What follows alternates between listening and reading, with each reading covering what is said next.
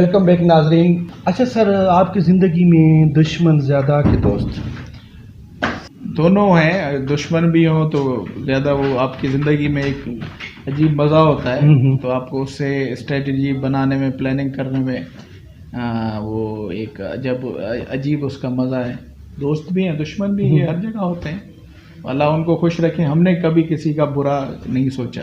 بالکل. آپ کی زندگی کا کوئی ایسا یادگار فیصلہ جو آپ فتویٰ بھی دے چکے ہیں لیکن آپ کا اندر سے من کہہ رہا ہو کہ کاش میں یہ فتویٰ نہ دوں, اور میں یہ جو فتویٰ دے رہا ہوں مجھے نہیں لگ رہا کہ یہ حقدار ہے, کوئی آپ کی زندگی کا ایسا فیصلہ تو دیکھیں میری اللہ کی ذات کرنے والی ہے, مگر یہاں پہ ہم تقریباً تصفیہ کراتے ہیں, لوگوں میں آپس میں صلح کراتے ہیں. اور لوگوں میں آپس میں جو ہے وہ تصفیہ, اور کوئی چیزیں ہوتی ہیں پھر میڑ بند کر کے یا ان کو راضی کر کے کہیں کمی بیشی کر کے اس کو معاملے کو سلجھا دیتے ہیں. اچھا. مجھے ابھی تک ایسا آپ پرومپٹلی ابھی ایسا کوئی ذہن میں نہیں آ رہا ابھی ایز سچ میں آپ کو یہاں بیان کر سکوں. ہوگا, میں بھی ہوگا, مگر اللہ سے یہی دعا ہوتی ہے کہ نیت صاف کر کے بیٹھے آدمی تو اس میں اللہ بھی برکت ڈالتا ہے, اور مدد کرنے والی اللہ کی ذات ہے. اپنی لائف کا فیصلہ جو ہر انسان کی خواہش ہوتی ہے, کیا وہ اپنی لائف کا فیصلہ آپ نے خود کیا تھا یا بڑوں نے کیا؟ نہیں, میرے بڑوں نے کیا تھا. میری شادی کا فیصلہ جو ہے وہ میں نے اپنی والدہ کے اوپر چھوڑا تھا. تو والدہ نے جو فیصلہ کیا میں نے من و عن قبول کیا, اور اللہ کا شکر ہے ان کی دعائیں, والدہ کی دعائیں, ان کی جو ہے شفقت وہ ابھی بھی میرے ساتھ ہے. انشاءاللہ تا قیامت رہے گی. سیاست چوز کرنے کی کیا وجہ ہے؟ کیونکہ جہاں تک پتہ چلتا ہے کہ آپ سوشل ایکٹیویٹی سے ریلیٹیو ہیں, سیاست کا بھی ایک اہم حصہ ہے, ہمارے رہتے دلوں کے گاؤں کا ایک اہم حصہ ہیں. آپ کے اوپر پارٹی کی بڑے جو ہے سو کام آپ سر انجام دے رہے ہیں, تو آپ ان کو کیسے مینیج کرتے ہیں؟ سوشل ایکٹیویٹی, پالیٹکس اور اپنی personal life, how can manage? بات یہ ہے کہ سیاست کی جیسے بات کی تو سیاست تو ایک ورثے میں ملی ہے. یہ تو خاندانی ہمارا سلسلہ چلتا ہوا آ رہا ہے. میرے والد صاحب MP تھے, اس کے بعد جو ہے میرے اوپر ذمہ داری آئی تو بالکل اس سلسلے کو چلا رہے ہیں. لوگوں کی امیدیں اور ان کی توقعات آپ سے وابستہ رہتی ہیں. سوشلی بھی آپ کو ایکٹیو رہنا پڑتا ہے, اور خاندانی یا پرسنل لائف بھی وہ مکسچر ہوتی ہے. آپ کا لائف سٹائل جو ہے وہ آپ کو اس حساب سے چلنا پڑتا ہے, چینج کرنا پڑتا ہے. فیملی کو بھی ٹائم دینا پڑتا ہے, اس کے لیے بھی ٹائم نکالتے ہیں.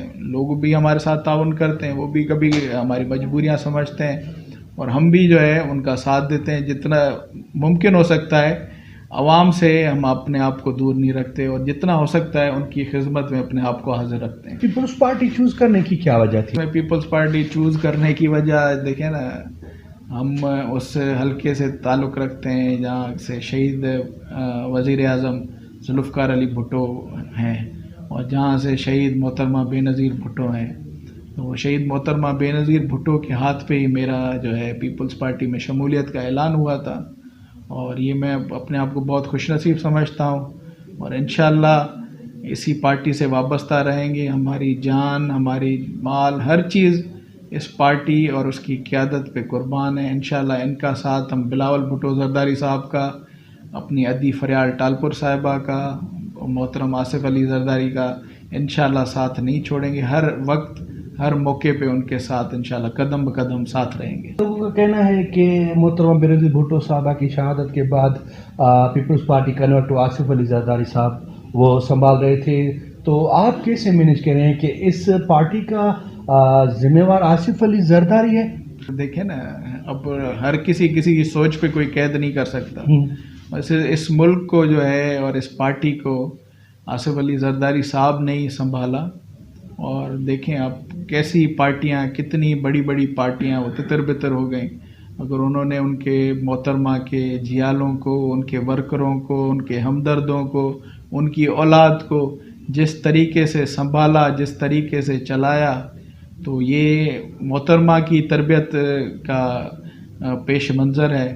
اور باقی مخالفوں کے پاس وہ ہزاروں باتیں کرتے رہیں, مگر ہمارے جیالے اور جس کے ہاتھ میں ترنگا پارٹی کا, پیپلز پارٹی کا جھنڈا ہے, انشاءاللہ اس کے ساتھ وفادار رہیں گے اور اس کے ہر قدم بد قدم ساتھ رہیں گے. کہتے ہیں کہ پیپلز پارٹی کو آنے والے الیکشن میں وہی ریسپانس ملے گا لوگوں کو؟ عوام کے درمیان ہے پیپلز پارٹی. آپ رزلٹ اٹھا کے دیکھیں, ایسی سندھ میں جو ہے آپ 70 سال کی تاریخ میں جو ان 15 سالوں میں پیپلز پارٹی نے سیٹیں اٹھائی ہیں, جو سیٹیں یہاں سے لی ہیں, جہاں سندھ کے عوام نے جتنا رسپونڈ کیا ہے اتنا کبھی تاریخ میں نہیں ہوا. اور ابھی بھی سندھ کے عوام اپنا برا بھلا سمجھتے ہیں, اور انشاءاللہ ہمیں کبھی یقین ہے کہ انشاءاللہ اس بار ہم 100 سے بھی زیادہ انشاءاللہ سیٹیں لے کے انشاءاللہ سندھ میں اور وفاق میں بیٹھیں گے. سوال یہ تھا کہ آپ نے کہا کہ پیپلز پارٹی اچھا کام کر رہی ہے لوگوں کے ساتھ میں, لوگوں کے بیچ میں, تو صرف میرا سوال پٹ اپ یہی ہوتا ہے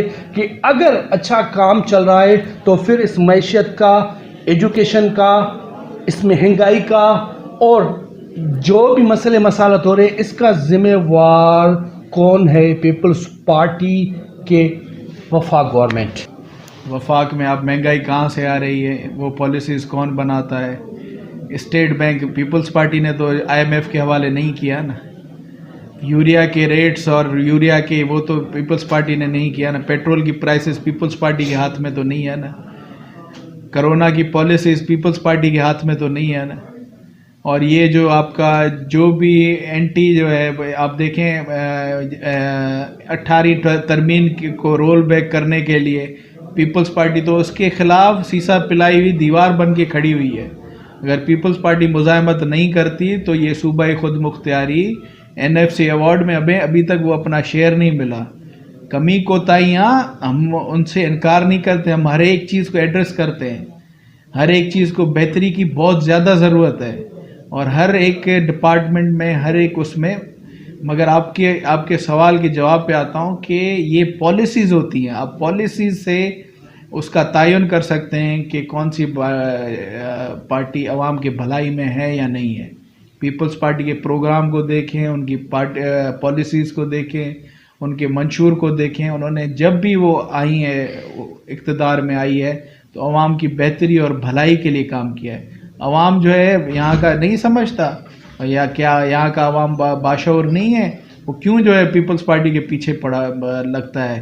وہ کیوں پیپلز پارٹی کے نمائندوں کو ہر ایک یہاں 10 جماعتیں اکٹھی ہو جاتی ہیں مگر پھر بھی ایک واحد پیپلز پارٹی کا نمائندہ ہوتا ہے جو ان سے اتنی زیادہ لیڈ لے جاتا ہے کہ 10 پارٹیوں کے ووٹ بھی اس کو ہرانے کے لیے پورے نہیں پڑتے. زندگی کا کوئی ایسا لمحہ جو آپ آج تک بھول نہ پائے ہوں, اور آپ کی زندگی کا وہ خوشگوار لمحہ جس سے دیکھ کر آپ باغ و بہار ہو جاتے ہیں؟ محترمہ بے نظیر بھٹو ہمارے یہاں تشریف لائیں تھی اور یہاں پہ آ کے اپنے ہاتھ پہ شمولیت کی تھی. وہ لمحہ میں آج تک, اور لاڑکانہ کے جلسے میں نے وہاں پہ تقریر کی تھی جہاں شمولیت کا اعلان کیا تھا, وہ میں کبھی زندگی بھر نہیں بھلا سکتا. اور خوشگوار لمحہ جب 2010 میں نے اپنی پوری فیملی کے ساتھ حج ادا کیا, حج اور باسعادت کا موقع ملا, وہ لمحے یہ میں کبھی بھی زندگی بھر بھلا نہیں سکتا. دکھ تو اپنے والد صاحب کی وصال پہ اور دوسرا شہید محترمہ بے نظیر بھٹو کی شہادت پہ, یہ دکھ زندگی بھر نہیں بھولے گا. Message delivered to youngest personality Sardar Agha Ali Nawaz Khan Jalbani کی طرف سے لاڑکانہ کی عوام کے لیے, اسلام آباد کے لوگوں کے لیے, اپنے فالوورز کے لیے, اپنے چاہنے والوں کے لیے آپ کا میسیج. جتنا قدر ہو سکے جو ہے وہ اپنے آپ کو با اخلاق بنائیں, جتنا قدر ہو سکے دوسروں کے لیے بہتر بنیں, کسی کو تکلیف نہ پہنچائیں, سوچ کو مثبت رکھیں, سوچ کو پازیٹیو رکھیں. آپ کی سوچ پازیٹیو ہوگی تو یہ معاشرہ اسی طریقے سے ترقی کر سکے گا. جتنے قدر ہو سکے دوسروں کے لیے بھلا سوچیں. کہتے ہیں کہ کر بھلا تو ہو بھلا. اللہ کی ذات آپ کی نیتوں کی, انما الاعمال بالنیات, عملوں کا دار و مدار نیتوں پہ, آپ اپنی نیتیں صاف رکھیں, کسی کے لیے برا بھلا نہ سوچیں. حاضرین, آپ نے میسیج لاسٹ میں سنا کہ آپ لوگوں کے ساتھ اچھے رویے سے چلیں, مثبت سوچ سے چلیں, اسٹرگل کرتے رہیں. یہ ایک وہ میسیج ہے, اگر بندہ اس پہ اگر عمل کرے تو وہ کامیاب زندگی گزار سکتا ہے. یہ ایک بہترین میسیج ہے جو ڈیلیور کیا ہے ہمارے آج کی شخصیت سردار آغا علی نواز خان جلبانی صاحب نے. ناظرین, مجھے تو گفتگو سے بڑا مزہ آیا, آپ بھی گفتگو سے لطف اندوز ہوگی, لیکن کیا کریں, ہر چیز کی حد ہوتی ہے. ہمارے پروگرام کا ٹائم پورا ہو چکا ہے. نیکسٹ پروگرام کے لیے مجھے اور آج کی شخصیت آغا علی نواز خان جلبانی کو دیجیے گا اجازت. زندگی رہی باقی تو ہوں گے محو گفتگو.